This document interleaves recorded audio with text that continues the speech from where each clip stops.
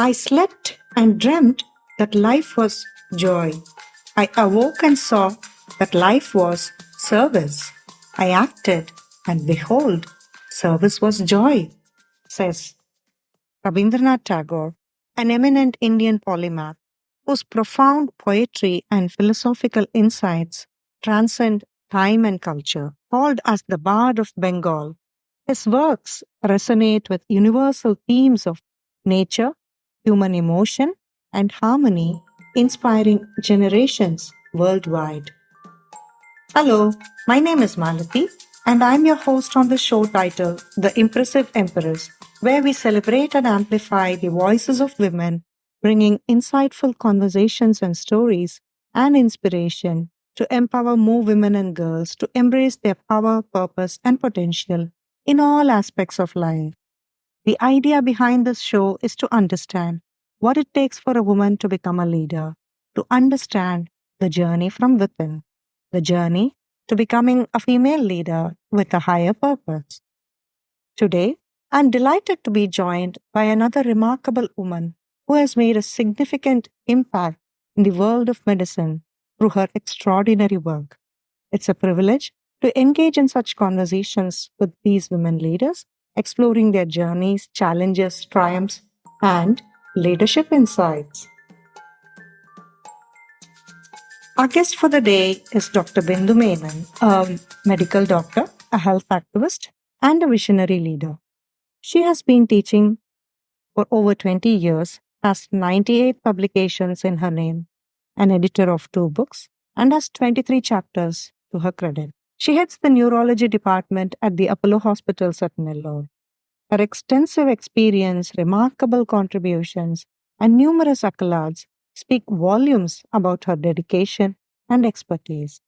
Her involvement in various prestigious organizations such as the Indian Epilepsy Association and her roles in global initiatives like the World Stroke Organization and the World Federation of Neurology underscore her commitment to addressing neurological disorders on a broader scale. The recognitions she has received, including awards like the ILAE Leadership Program Award and the Mridha Spirit of Neurology Award, highlights her significant impact and influence in her field. In all, she has received more than 33 awards. Moreover, her extensive publication record and editorship of books demonstrate her commitment to advancing medical knowledge and education. The initiatives she has spearheaded through the Dr. Bindu Menon Foundation, such as the Neurology on Wheels program and the development of telemedicine apps for stroke and epilepsy, showcase her innovative approach to improving healthcare accessibility and delivery. Overall, Professor Bindu Menon's contributions extend far beyond the confines of her hospital or academic institution, positively impacting healthcare delivery, research, and advocacy both nationally and internationally. Join me in this conversation with Dr. Bindu Menon, where she talks about innovation, creativity, and happiness, and a lot more.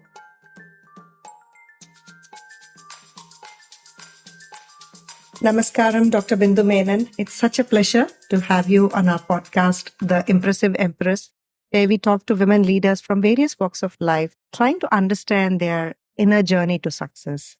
So this is a conversation that would definitely spark young minds to become more of the person that you are. So welcome to the show. Thank you so much, Malati. I suppose this is a different sort where you are giving me the privilege, to be on a platform of such a impressive, the name itself is as an empress, like, and also giving me the opportunity to look within myself. As we all know that we really don't have time during several of our works, that we don't know what we are doing, why we are doing, and how we reach there. I suppose this should be a good conversation. Thank you so much for that.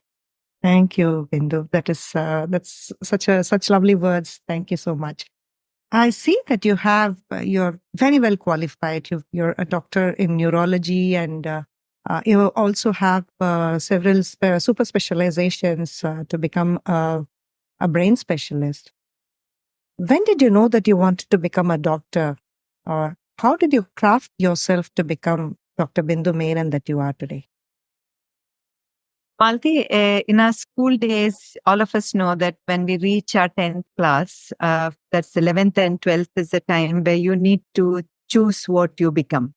I was privileged to be in a family where I had the complete decision on my hand. I could choose what I wanted to become. And healing was something which always used to give me so much of importance in my life. And I suppose it's a call actually. And healing, as far as health is concerned, you can heal, you can make a person happy, you can make the whole family happy. But you don't realize it at that point of time. And you just feel that you are making somebody happy. So I was always a happy person, actually. I like to be happy. I like people around me to be happy. I inculcate and tend to be around people who have got a positive mind and tendency and spread warmth across.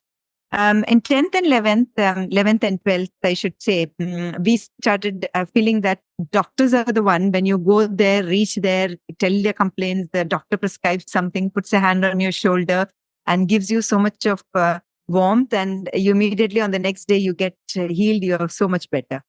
So it was that healing touch and the tendency where we can serve somebody and make somebody better.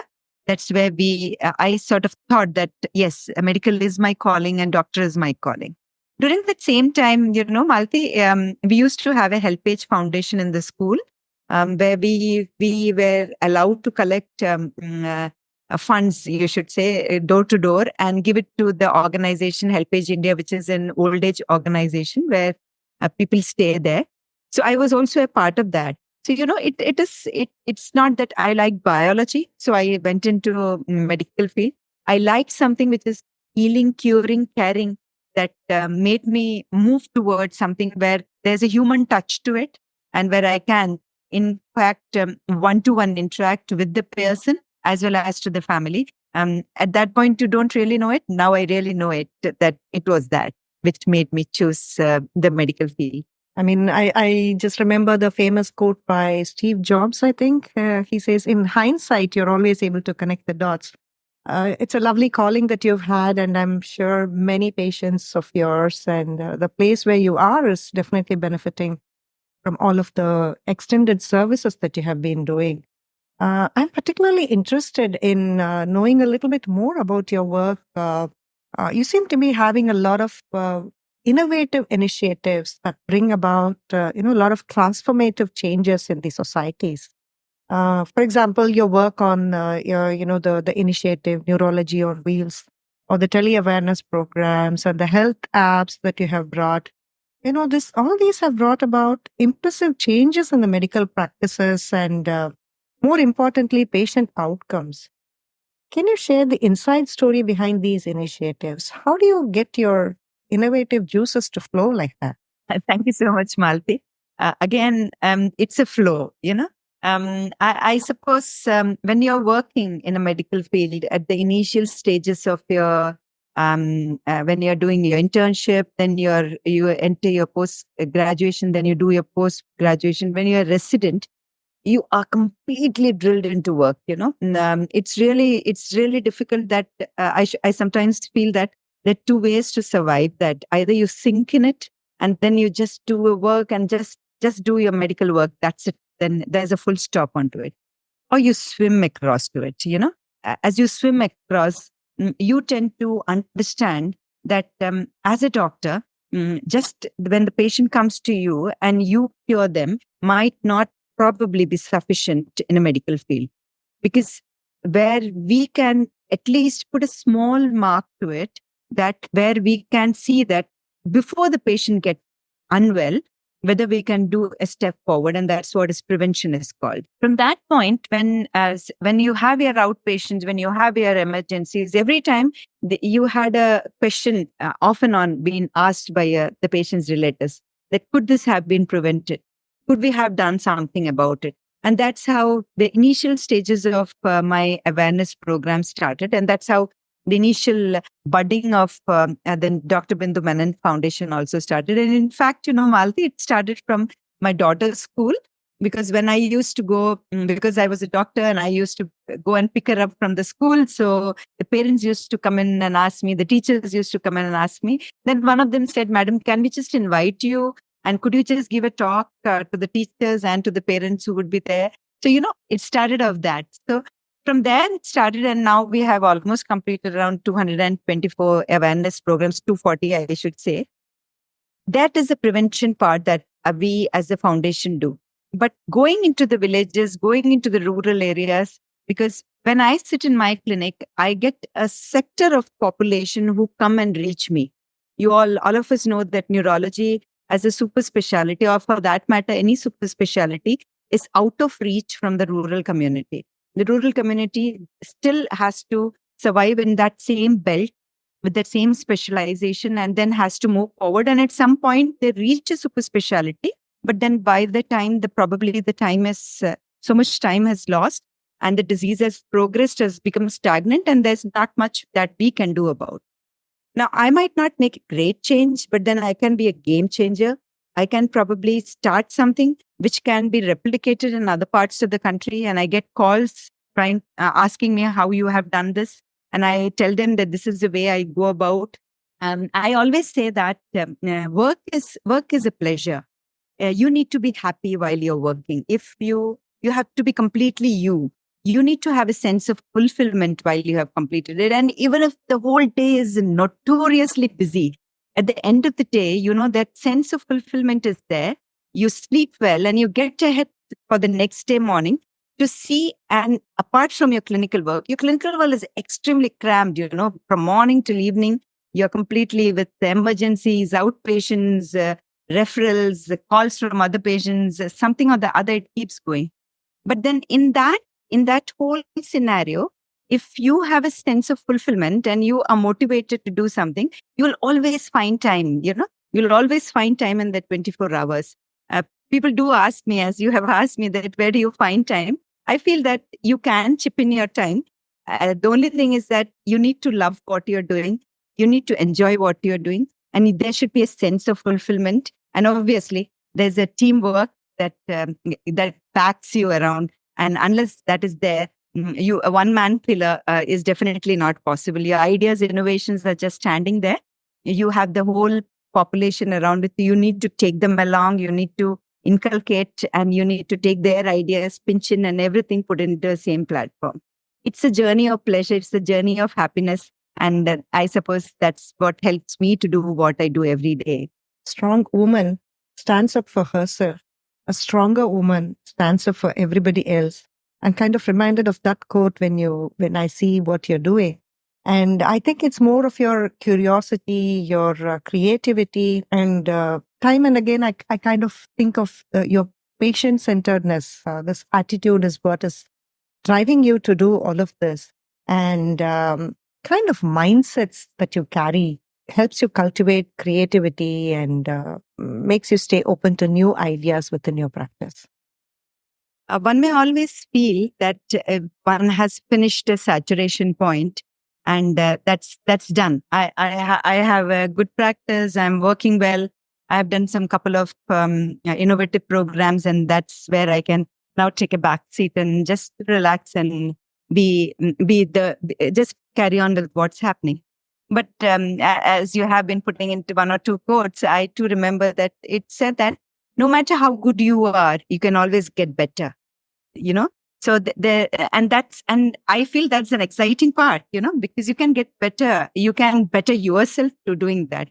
So innovativeness is that there are problems everywhere. Malti, one thing cannot solve everything. So if you find there is a problem and if you find there is a solution to it, which one can address and one can sort of make some change into it, then you should be having an open mind. Second thing is that if you are able to find an innovative technology or whatever ways to get through it, it's also the perseverance that is important.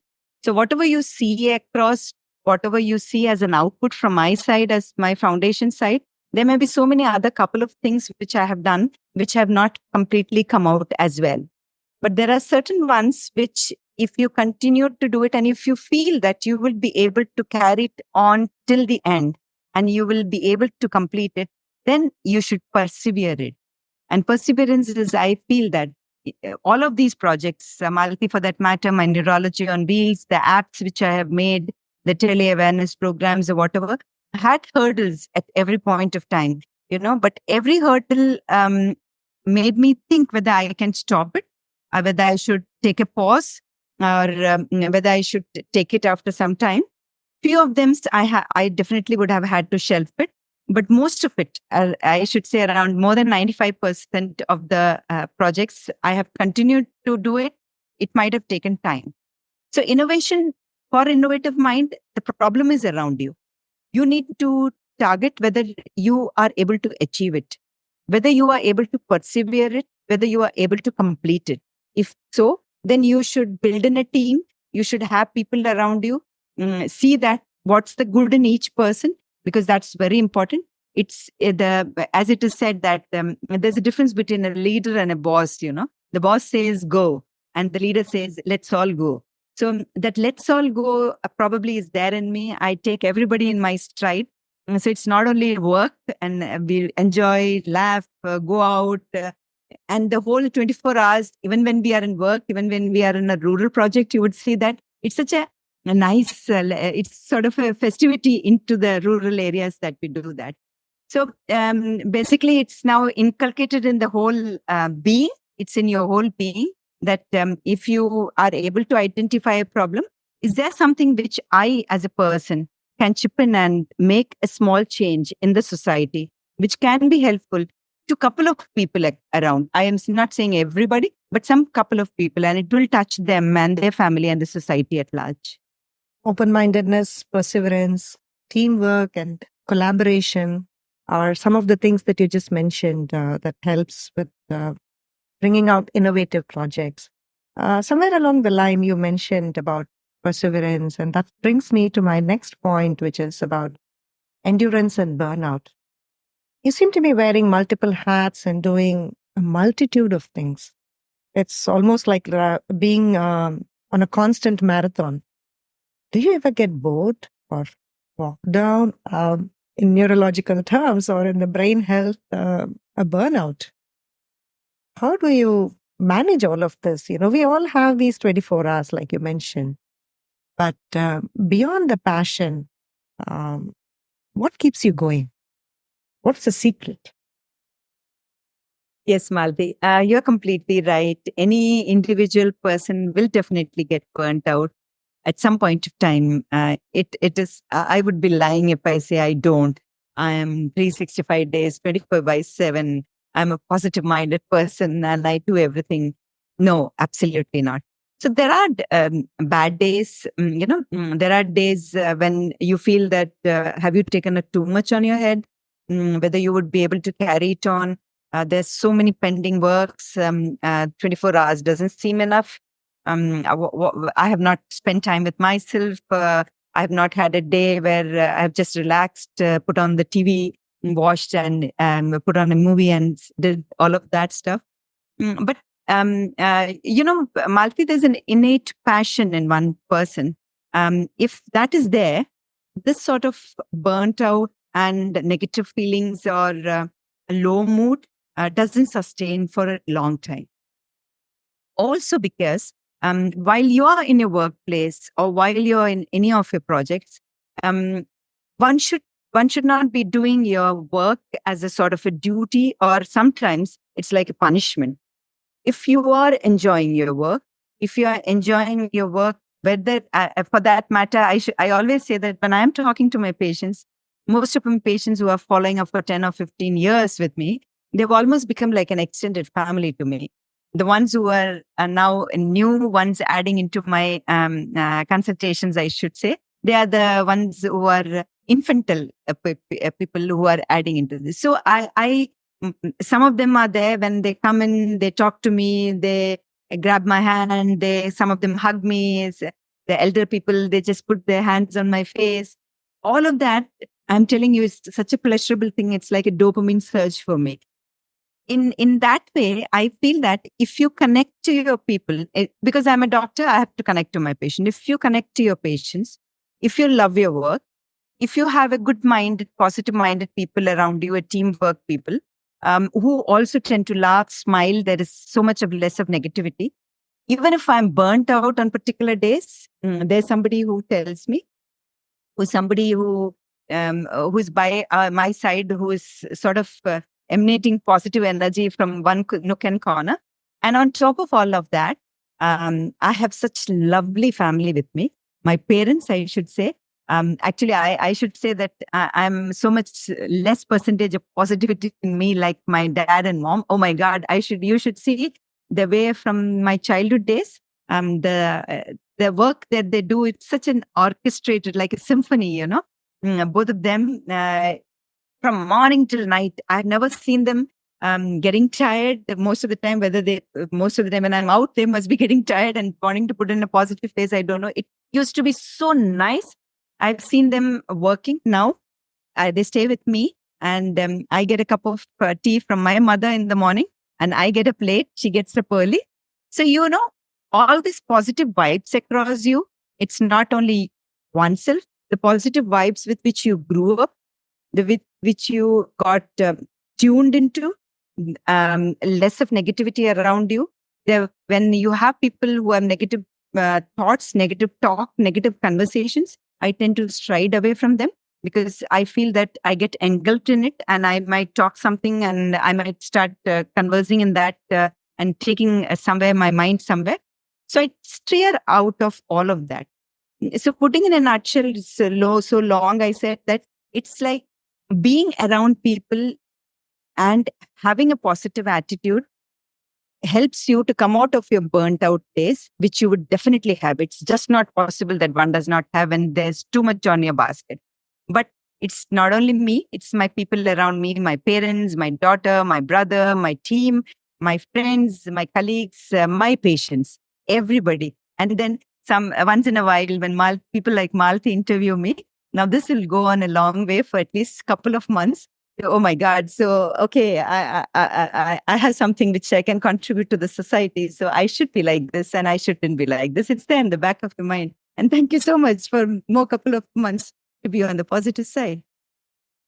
This is going to carry me through the entire year, I think.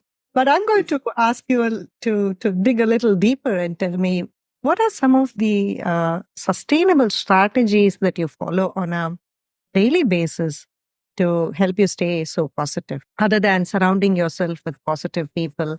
Because it is definitely, mental health is a big issue. I mean, I shouldn't be telling you that. But definitely all of this, working, I'm sure you work more than 16, 17 hours a day, and you also don't take time off during your weekends. You also work during the weekends. This is definitely putting a lot of pressure on your time and the physical energy. So the stamina, the mental stamina, the physical stamina, all of this requires a constant training. So what are the strategies you use to stay on top of things? Simple strategies from my side. I love music very much. So one thing which as soon as I enter my house, enter my room, everywhere I am, I'll put on some music. And there are some couple of music which I like very much. Some Hindi music, which I'm very fond of. So everywhere there would be music, and they would be all positive minded music only. Very lovely old songs. So that personally for me, it gives me a boosting. While I'm having my breakfast also morning, there would be music around, there will be songs around. While in my room also, there would be songs around. I try my best, Malti, to have a walk every day, whatever time it is, even if it is around 10 to 15 minutes in the morning or 10 to 15 minutes in the evening. And I propagate this, and I tell all my patients that some form of physical activity does build in your mental health. It goes a long way. It doesn't happen in a month, but then you sustain that physical activity if you carry it for half an hour, one hour, and go for the gym as well, then it gives you more well-being, a sense of well-being, and also helping you to keep your mental health in a very fit and a sustainable state, I should say, that helps you a long way around. I put in sometimes when I am too bored and I feel that academics, research, or any of my activities are just out of my, the zigzag that is going on in the brain, I pen in some poems. I write once in a while, whenever the thoughts are just, I should say, they're itching my hand to write it down. I just put one or two blocks like that. So any of these, I feel extracurricular ones. And then I do draw, which I don't put anywhere because they're so horrible. But then when once it is done, they're so horrible that it makes me laugh as well. I share it with my daughter and say, "Beta, I've done this. Can you identify what I have done?" Then she says, "It does look like a face, Mama." I said, "It is." So, small pleasures while we were a kid. I do all of that, write poetries or write some blogs, or and then once in a while read as well. Which often, off lately, it's getting lesser and lesser because by the time you read one page, then it's time to go off to sleep as well. So small things, I should say, out of my basket of my things. I'm not sure whether it helps anyone, but it does help me. I mean, when I was going through your profile, I was really amazed and I thought to myself, gosh, how does she find time for all of this?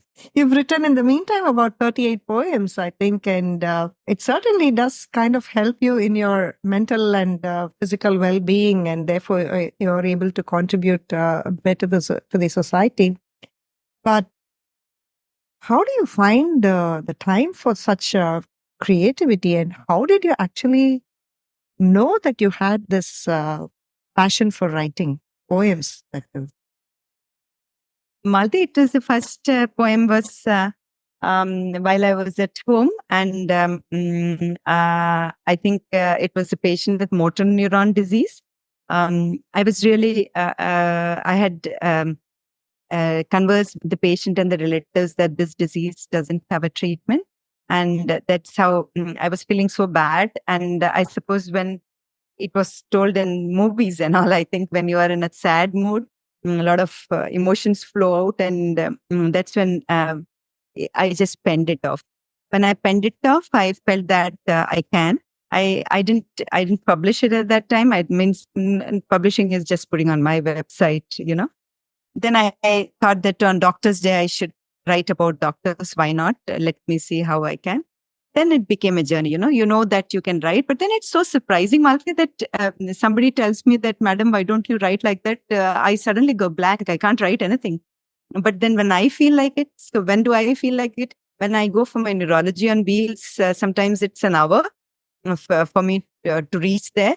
And I have nothing. I don't carry any of my gadgets to write or do anything. So that's when I just have a paper and a pen. So I start scribbling, and I just scribble and just write para.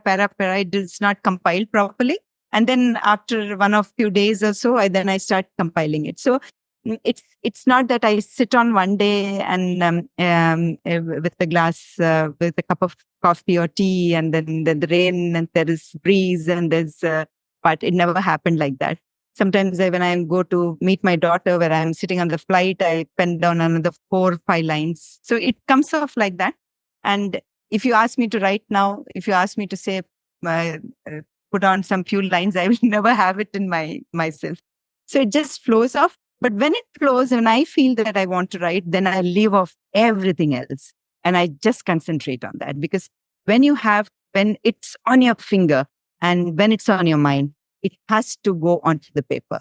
If not, then it will lose, because you are already balked by so much of other work. So that I do that. When you have it, you write it down. Whether it comes out well or not well, you have that whole emotion for that particular topic which flows out onto the paper. I remember this famous author, and she said, the universe comes and gives you thoughts, and if you don't put it to paper, it's just going to take search for the next person. Yes. It's always the case, and I have experienced that also. Tell me, Bindu, what is more difficult, the writer's block or a diagnosis? I suppose diagnosis would be easy, Malti, because we have been we have been in it. Obviously, all diagnoses are not the same. There are difficult patients with difficult problems. But then we are in it. You are from morning till night. You are onto the medical part of it. The writer's blog is something, sometimes you want to emote something, but you do not find the proper words to touch another person's heart. But you know that this is what I want to say and put it on. So then that, you keep scribbling, you keep scribbling. You don't want to have something which is just put on paper. You want that to touch somebody in some way, in some form, so that it changes the attitude of that person, not in a medical way, but in some other way in that person. So I feel that that's more difficult, it's absolutely difficult. Have there been instances where your creativity as a poet has kind of given you insights into your work or into some kind of a complex diagnosis?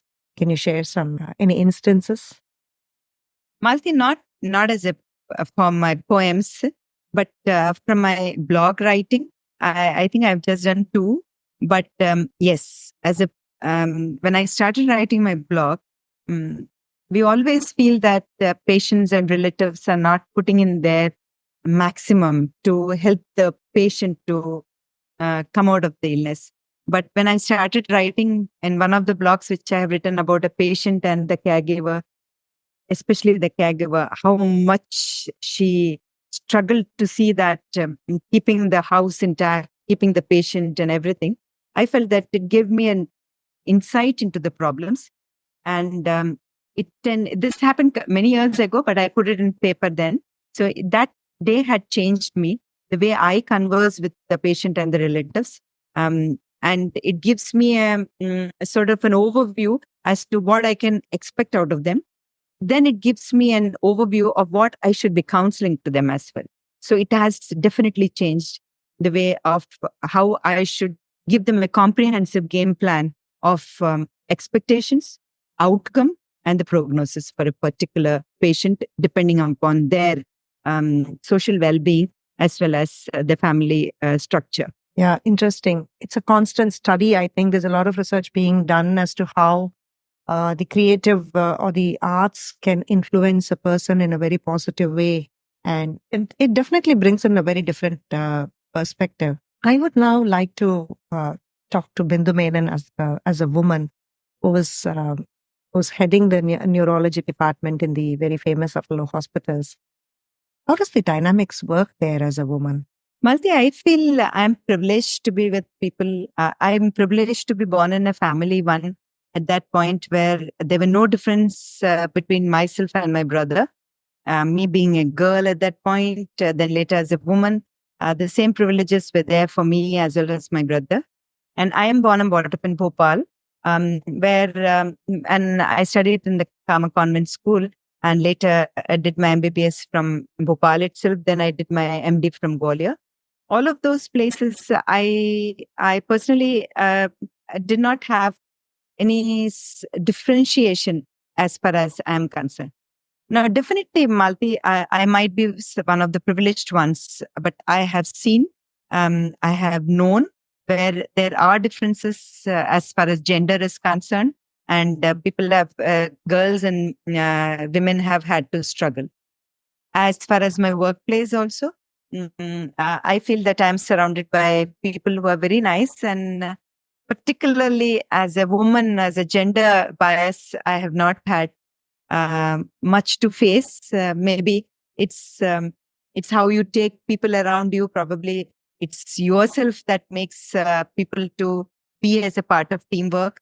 Or maybe Malti, there could be that I'm not able to see also what's happening around me. So the negativity around me, because probably I don't want to see them.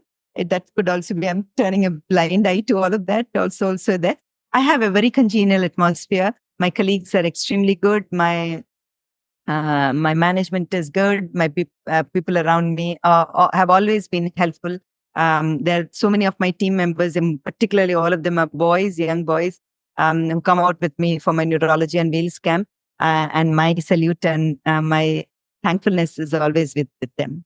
definitely you've been quite lucky there. I don't know if lucky is the word, but I would like to ask you if you have any unique strategies that you as a woman employ, not just to survive, but to thrive in the ever changing, unpredictable world of VUCA, as they call. But today it is like there's a lot of disruption, volatile, uncertain, complex, ambiguous, and diverse times. We have all of them.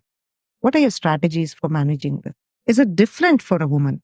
And how is it different? Yeah, Malti, it is definitely different. One's ambitions always have to be limited there, and there has to be a little changes that one has to make. Like um, you cannot do certain things in certain time zones. You cannot move out and individually go and talk to certain sector of people. You will have to have some people around you. You cannot just drive off and find out what's happening there. You cannot do that. Your society has not grown to that stage that I might have good intentions in my mind, but everybody's looking at things might and be still the same medieval stage. So you need to keep all that into the right perspective. As a woman, there are different situations where one may need to take a backstage as well. Definitely all are there. But having said that, if you take that all into the perspective and you plan your day, you have strategized as to what is the priority for you. In your outpatient clinics, in your emergencies, in the hospitals, definitely there is no need to prioritize anything as a gender role, I would say.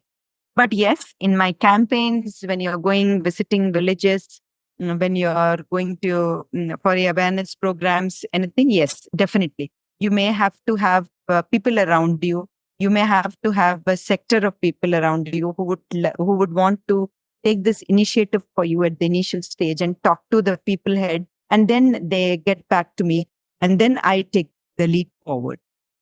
So, how do you handle such things? What mindsets do you carry to help you carry on with your mission during such times? I suppose, Malati, you should have a purpose in mind. The motto is the purpose at the end of the day. While you are, as I said, you can sink or swim there. So while you are swimming, your target is as to where you have to reach. Definitely, there will be several turmoils in between, and you will have to just see through them. You'll have to just leave it off. Some which you feel that it cannot be, it is a hindrance and it is not going to go off, then you will have to be one to it. Yeah. So everything cannot be overseen. You have some of them, you have to take it one on one. And then I suppose one on one is not always fighting. One on one is trying to justify what you are doing, trying to get the other person to reach your wavelength of reality of what you're trying to do. Sometimes the person across doesn't know as to why I as a person, I'm doing certain things. So trying to get across to them, because now I have some projects with me. I'm going into village. Why I'm going into the village? Is there an ulterior motive to me? There is an ulterior motive to me that I want to help. That's only ulterior motive, and there's no other ulterior motive. So now people have understood that. The initial parts, it was not there. Why are you compromising on your time? Why are you moving out of the realms of comfort and moving on to a place? So now people know that, yes, this is what. So once you get one-on-one to some sectors and population and people as to this is what it is, you might have to have some cross discussions over a couple of times. Then I think that is done. Lovely. Definitely, this requires a lot of patience. But as a woman in medicine, how can you build that resilience and tenacity to be on your mission? It's if happiness is a method of life, Malti, and it's not a destination. So the way I tell my patients as well, that don't try to be happy. Be happy. There's the difference there. If you are going out of the way and finding the means and methods to be happy, then you're really not being happy. You are in search of happiness. Why do you need to be in search of happiness? One, if what you're doing, you're liking it, you're loving it, you are having a um, uh, measurable sense of satisfaction to it, then you are happy about it. So I am very happy with my work. I love to work. I'm a workaholic, but then it's not because you should work. If you work 24 hours a day, your output is going to be good. You will put in so much of papers. No, it's not that. I like to. I don't think I see myself an end stage that I'll sit at home and just be relaxed, because I might not be happy with that. So that resilience comes again, as I say, I am brought up in a family where I saw my parents, they were always very hardworking. Even if there's somebody to work for them, mommy would see that everything is clean. She's a homemaker. She's an excellent cook. She takes care of us. There was never a time where I felt that they were just unnecessarily lazing. And they obviously take a rest, but then they were unnecessary. So that builds into your system where work is a pleasure. Happiness is a method of life. It's not a destination. And then there's a full stop to it. Then there is no way that you need to overstretch your 24 hours. You need to overstretch your 365 days to get something and seek something. Lovely. It sounds it sounds to me that you're quite spiritual also. Do you do something for your spiritual rejuvenation on a daily basis? No, not at all. Not at all? Okay. Nice. Oh, I'm so sorry. Yeah, no. Yes. Okay. I see that you had a meeting with our President Murmu. Can you share your experience with her, and what did you share with her? Oh, Malti, that was awesome. Actually, we completed a decade of foundation activities, and our overarching work has flown into all the sectors. And I got a privilege of meeting President Madam and sharing the book in which all of our activities there. And Malti, Madam is so nice. She made me sit, and whatever I was talking to her, she took the conversation forward. She appreciated, she applauded, and also said that continue to do that. And in the end, Madam just said that service to man is service to God. And you are doing something very tremendous. And Malti, it was so, I can just feel it today. Now, while I'm sitting, when I was entering in, I was a little anxious as to what I should say. Should I stand, bow, or how I should keep my posture, I didn't know that. But Madam put me at so much to ease, and she conversed with such ease and comfort, and kept on the conversation. And at the end, when she said that, it was really awesome. It really gives you more dopamine to work more and better for the betterment of the society.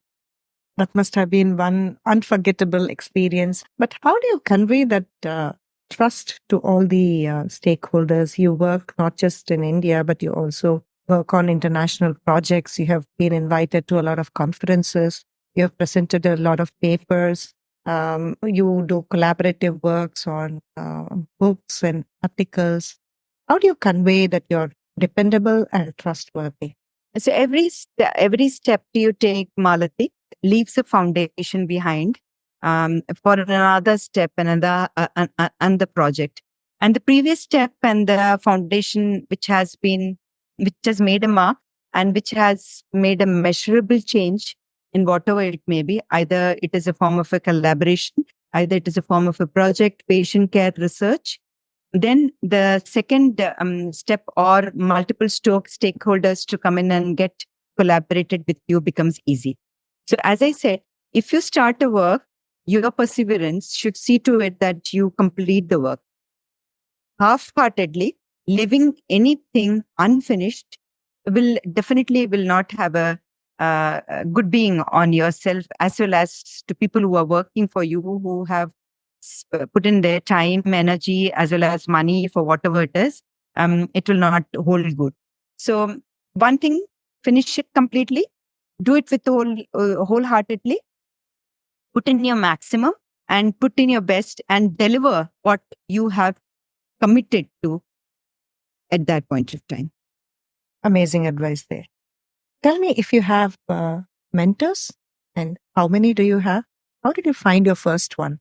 Malti, actually, again, I say my parents are my mentors, So I keep telling, because they have not had any mentorship as to how I should become a doctor, but I personally feel a person's personality and the self-imbibed virtues from your parents, from your upbringing, goes a long way. This has taught me discipline, sense of time, to value other people's time, to respect other people, and to have a sense of gratitude. Always be humble. Whatever, wherever, and any place you reach, you always have, as I said earlier, that there is something that you can always better yourself. And that's something. And I feel they have been the best mentors to me. It may look strange, but my daughter is my mentor, because there have been times where I have been on my low and I talk to them. They are the new gen people. They are more sorted out, I feel. We are more emotional, and we get carried away by should I not. So when you ask them, they're more sorted out. They give answers in one line, and then you suddenly feel, oh my God, it was that simple. I didn't realize that. My teachers, all the way. My teacher is Dr. B.S. Singhal, recent Padma Shri awardee as well. Sir's whole personality, demeanor, how he is with the patient, talks less, imbibes more, fast diagnosis, patient care. Few virtues which I keep, keep in my pocket still, which helps me to do what I am today. My other teachers who have been over the period of time during my training program have been helpful. But then more or less after that, it has been a self-made person, Malti, correcting yourself, making yourself better, and the best, and trying to be and remaining there. Do you also mentor younger women who want to become leaders or pioneers in medicine? Yes, I do that, Malati. I have a lot of students who are with me at this point of time. A couple of students have written some projects, written some articles, papers, and I see to it that they whatever maximum is possible at their stage of life, I can tell them, get them, and make them reach there. I do my maximum. So I take a particular interest. I should say, maybe biased, to help young girls, because they may not have the opportunity later to have a mentor, even if it is a short visit, to, say 1 year with me. But yes, I do that. In fact, Malti, just wanting to chip in here, that wouldn't come as a mentorship, but my patients, if they are young girls, and especially if they are girls with epilepsy, you know how the societal stigma is. The parents tend to say that now we're going to get her married. Now it's another 1 year, and we would see to it that she's getting married. I will put in my foot and try to make them understand that first, let her stand on her feet. Empower that girl first. She may not need a job, but she definitely needs an education. If not today, tomorrow. Even if it is a supporting husband or not, even if it is a supporting family or not, even if the whole society is not with her, she can stand on her feet and she can get everything that is available for her, for medication, for whatever it is. So I see that each and every of my patients, especially the persons with epilepsy, because there's a stigma around that particular disease. Otherwise also, I'll see that they complete the education, see that that education can have fetch a job for them at any point in time, even in crisis, even if it is to support her own family at a later point of time. And I do that as a particular interest in all my outpatient cases. one impressive work that you're doing there with not just as a doctor, but also as a woman, supporting young girls also find their footing. I would love to move to the most important and often asked question of the work-life balance. Seeing your background with all those certificates of appreciation and awards and all that, I would like to understand how you manage your work and your personal life as a mother and as a doctor. How has it been, your journey all these years? And what are the priorities and what are the sacrifices you had to take at every stage of your life? That's tricky and sentimental as well. So, definitely, as a doctor itself, all of myself and as all my colleagues have had to sacrifice their family life to a large extent, because it is definitely not possible to be at home by evening. Your hours are not fixed. You might get calls, especially in the early stage of career. When you get a little more senior, you have more colleagues to be around you, so the sharing of responsibilities do happen. But when you're early age and you're in a prime of your career, there have been times where I have spent less and less with my family, been in the hospital, been in the emergencies. There have been times where I had to miss my school, my daughter's school, picking up from school, which I love very much, because that's the time when children are very vocal. The whole day, whatever has happened, they would just vomit it out, I feel. And that's time we can catch everything and keep it. By the time you reach home by 7:38, they are also so tired. You can't ask, Beta, what happened today? They'll say, nothing, Mama. So it's just a statement. So, yes, I have missed all that. I would have liked to spend more time with my parents as well. Maybe I should have helped in many ways. I don't know. I try to be a good daughter, but I'm not sure whether I have fulfilled as far as my time constraints are concerned. But that is while I was just a doctor and I was just doing my medical profession. But as my foundation activities also started entering in, I did a small change. When I used to go on my village camps, my family travels with me. So it's on a weekend. It's like a picnic. You know how it is in village. The villages are so open and they are so warm-hearted. They would after the whole camp, then they will all come. Then they will serve you food. They will treat you as if you are a guest of the village. And it's nice to be pampered, But then you get pampered with your whole family.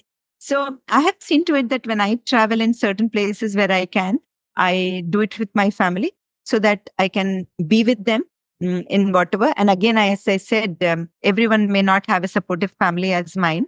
They also understand that. My daughter travels with me when she can. But then, yes, having said that, that's not enough. So much of time, so much of occasions, so much of planning, so much of outings, which I would have definitely wanted. I did not have. I would not have. But then you cannot have everything, Malti. You need to strike a balance if you want that or this. And I definitely want this. The whole family wants this. And this gives us a sense of commitment and this gives us a sense of fulfillment as well. So we somewhere strike the balance in between and manage it. And everybody is okay with that. Like all good things do have to come to an end. So should our conversation. But I would like to close with rapid fire questions. Are you okay? Yeah. Yes. How do you unwind after a long day's work? With music. What is the toughest decision you had to make thus far in your profession? That's a difficult one. I can't remember. Okay. What is a top time management tip for balancing different roles effectively? Putting it in diary at the beginning of the day as to what are your priorities and when you would address those activities. A key mentorship lesson that you learned as a woman in medicine? Be balanced.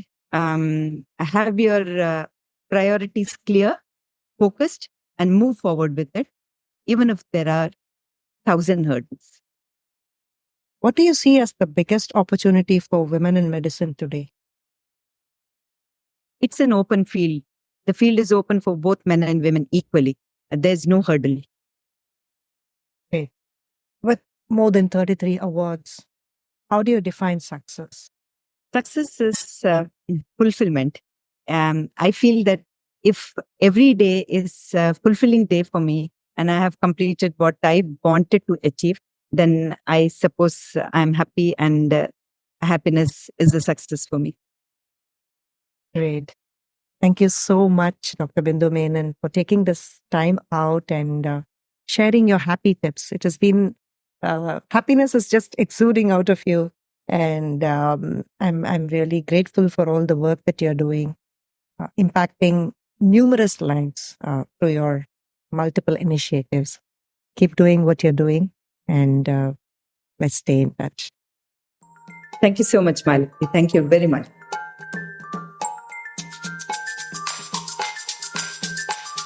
Thank you so much for listening in. I hope you liked this conversation and found it inspiring. If you think this could help transform minds, please feel free to share this podcast widely with your friends. You can listen to the Impressive Empress podcast on iTunes, Spotify, Google Podcasts, Samsung Podcasts, JioSaavn, Amazon Music, and many more.